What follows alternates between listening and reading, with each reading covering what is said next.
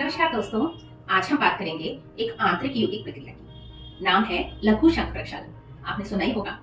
तो लघु शंख प्रक्षालन में शंख प्रक्षालन जो प्रॉपर क्रिया है उसका छोटा स्वरूप है और उसको हम आसानी से कभी भी कर सकते हैं, किसी भी मौसम में। शंख प्रक्षालन का क्या है कि वो किया जाता है बहुत ही स्मूथ मौसम में, जैसे कि जब ना ज्यादा गर्मी हो ना ज्यादा सर्दी हो, उस मौसम में किया जाता है।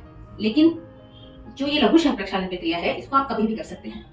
इसमें सिर्फ ये ध्यान देने योग्य बात, मैं आपको सारा प्रोसेस बताऊंगी।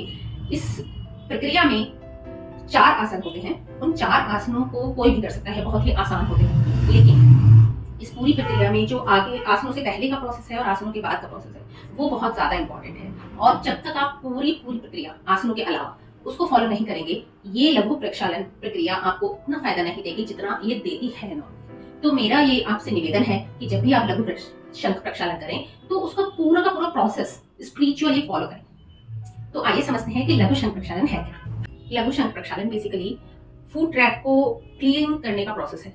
आपके मुंह से खाना गया, फूड पाइप में गया, पेट में, small intestine, big intestine, large intestine, urethra, आपका एनस, एक्सक्रीटरी ऑर्गन्स, वहां तक जितना भी आपका ट्रैक है मुंह में खाने से और निकलने तक, पूरी की पूरी ट्रैक के क्लीनिंग प्रोसेस को कहते हैं शंख प्रक्षालन। आप इस तरह समझिए कि जैसे एक भिगोना है, आप उसमें दूध उबालते हैं रोज, तो उसको जब आप खाली करते हैं तो भी उसमें थोड़ा थोड़ा साइड में कुछ कुछ दूध लगा रहता है।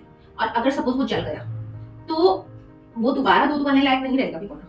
इसी तरह आप जब रोज रोज रोज खाना खाते हैं, वहां से वो जो मल विसर्जन होता है, खाने में से जितने भी न्यूट्रिएंट्स है बॉडी एब्सॉर्ब कर लेती है, बाकी का वो एक्सक्रीट कर देती है।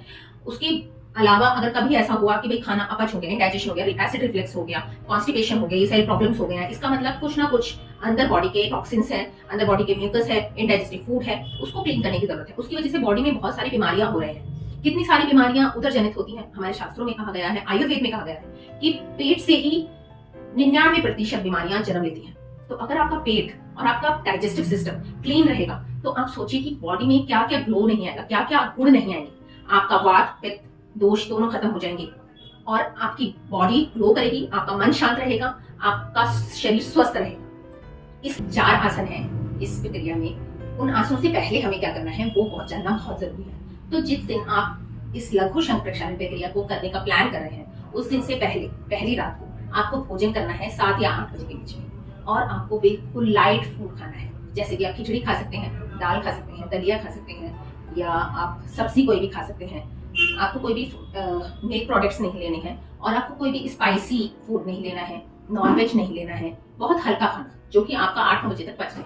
और उस दिन आप जल्दी भी सो जाइए। आप ये कहेंगे कि वे 12 बजे तक जागे रहते हैं तो कैसे जागे रहें, उस दिन आप जल्दी सो जाइए जिससे कि आपको भूख कम लगे। तो इस तरह दिन से प्लान कीजिए कि आप अगले दिन रेस्ट कर पाए, क्योंकि ये बहुत जरूरी है कि इस आसन को करने के बाद आपको पूरे दिन रेस्ट की जरूरत पड़ने वाली है। तो ये तो हुई प्री आसना प्रिपरेशन। उसके बाद जब आप सुबह को उठेंगे तो सुबह उठकर आपको नहाना धोना कर लेना है अपना। स्नान करने के बाद आप 5 लीटर पानी लीजिए और उसको ल्यूक वार्म कर लीजिए। Luke warm in the sense कि जो आपका बॉडी टेम्परेचर है उससे 3-4 डिग्री ज्यादा। और वो आप चेक कैसे करेंगे, उसको आप पीकर चेक कर सकते हैं। उसके बाद उस पानी में आप इतना नमक डालिए कि जितना नमक आप पी सकते हैं। जैसे कि 5 लीटर में 5 चम्मच के करीब, या अगर आप कम चाहे तो कम डाल लीजिए और ज्यादा चाहे तो ज्यादा डाल लीजिए अपने टेस्ट के अनुसार। और उसमें थोड़ा सा नींबू निचोड़ लीजिए। अगर आपको लगता है कि भाई नींबू हम नहीं खा सकते हैं तो भी कोई बात नहीं, आप नींबू को रहने दीजिए।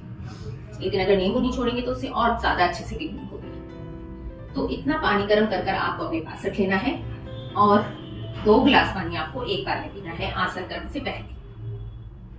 अब हम इस पानी में नमक और इसमें वो क्यों डालते हैं, नींबू। नमक और नींबू डालने का कारण ये है कि नमक से हमारी बॉडी में जो पानी का कंजम्पशन, एब्जॉर्प्शन होगा वो बहुत ही कम हो जाएगा और जो ट्रैक क्लीनिंग का प्रोसेस है वो आसान हो जाएगा। दूसरा जो नींबू है वो वैसे भी क्लीनिंग प्रॉपर्टीज रखता है।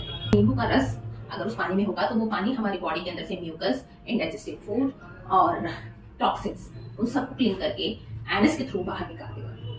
और इससे पहले आपको एक और काम करना है कि अपने लिए देसी घी में, गाय का देसी घी स्पेशली, उसमें खिचड़ी बनानी है।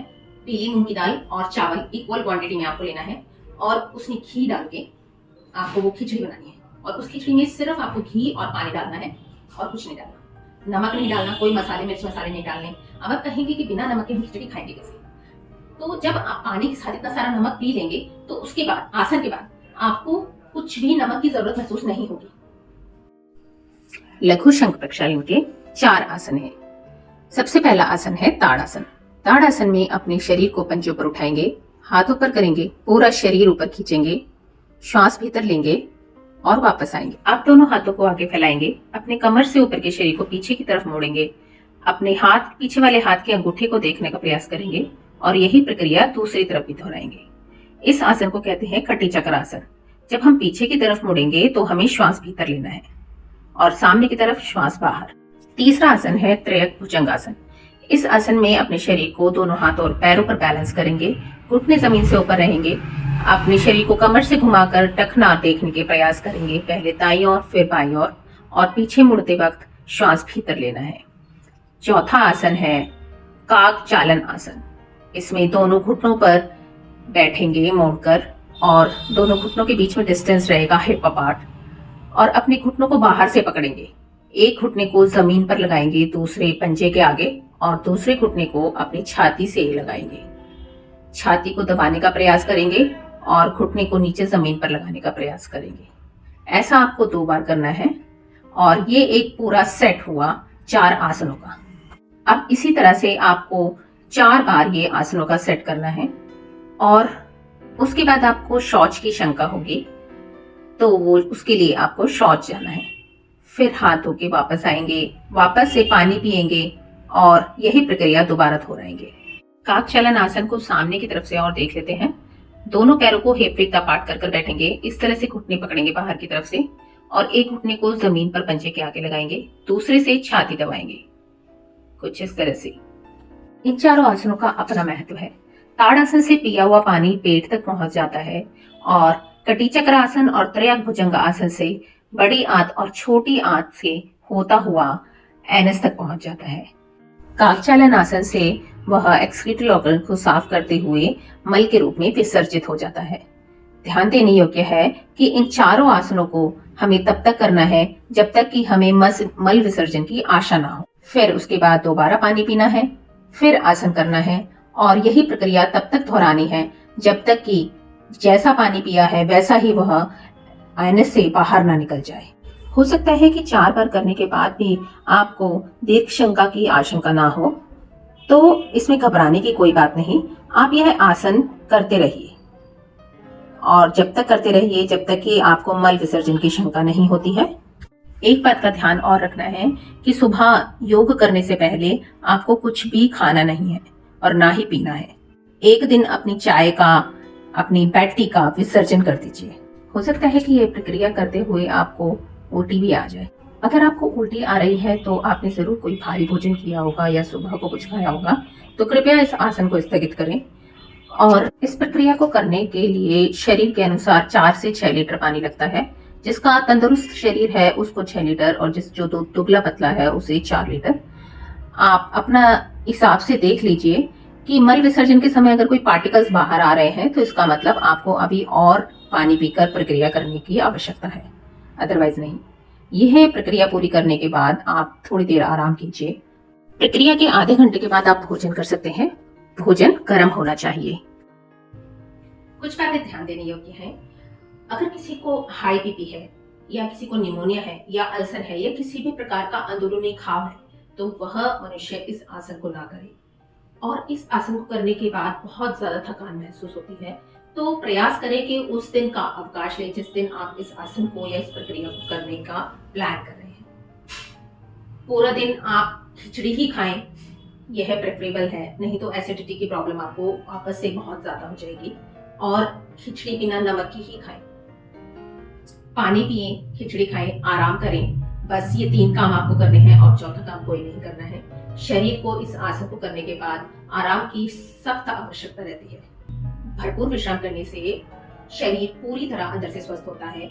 और खिचड़ी जो आप खाएंगे उसमें आपको अच्छी तरह घी डालना है। सपोज अगर आप 1 कटोरी खिचड़ी ले रहे हैं तो उसमें 5 चम्मच कम से कम घी डाला हो, इतना आपको घी खाना है, जिससे कि जो भी क्लीनिंग हुई है, जो भी अंदर से ड्राइनेस आई है बार बार नींबू पानी और नमक वाला पानी पीने से, वो ड्राइनेस इस घी से ऑयलिंग हो जाए बॉडी के अंदर से सारे बॉडी पार्ट्स की, नहीं तो एसिड रिफ्लेक्स की प्रॉब्लम भी हो सकती है। इसलिए आप ये ना सोचिए कि घी खाएंगे तो मोटे हो जाएंगे, इस घी से आप मोटे बिल्कुल नहीं होंगे।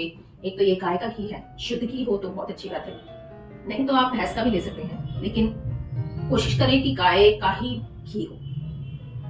और उसके बाद आप अगर वेट लॉस की वजह से ये आसन करना चाहते हैं या ये प्रक्रिया करना चाहते हैं, तो आपको अपने भोजन में थोड़ा सा बदलाव करना होगा कि आपको 7 दिन तक सिर्फ खिचड़ी ही खानी है, और खिचड़ी में कोई सब्जी नहीं डालनी है, कोई मसाले नहीं डालने हैं।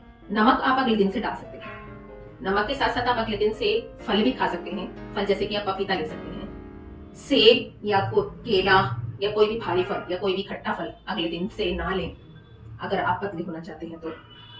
और अगर आप वेट लॉस नहीं करना चाहते हैं तो अगले दिन से आप अपना नॉर्मल भोजन ले सकते हैं।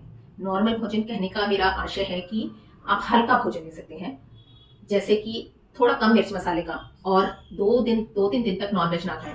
तीसरे दिन से या चौथे दिन से आप नॉनवेज शुरू कर सकते हैं। तो ये थोड़ी सी प्रिकॉशंस हैं जो इस प्रोसेस के बाद आपको करनी है। और अगर आप ये प्रोसेस के प्री प्रिकॉशंस और बाद वाले प्रिकॉशंस को फॉलो करेंगे तो ये आसन आपको बहुत अमेजिंग रिजल्ट्स देगा, बहुत बहुत अमेजिंग रिजल्ट्स देगा। आप एक बार करके देखिए, और अपने डाउट्स आपको कुछ भी है तो मुझे कमेंट्स में प्लीज जरूर लिखें, और ये वीडियो आपको कितना हेल्पफुल हुआ है उसके लिए भी मुझे कमेंट्स में लिखें, और लाइक करें, शेयर करें। Thank you.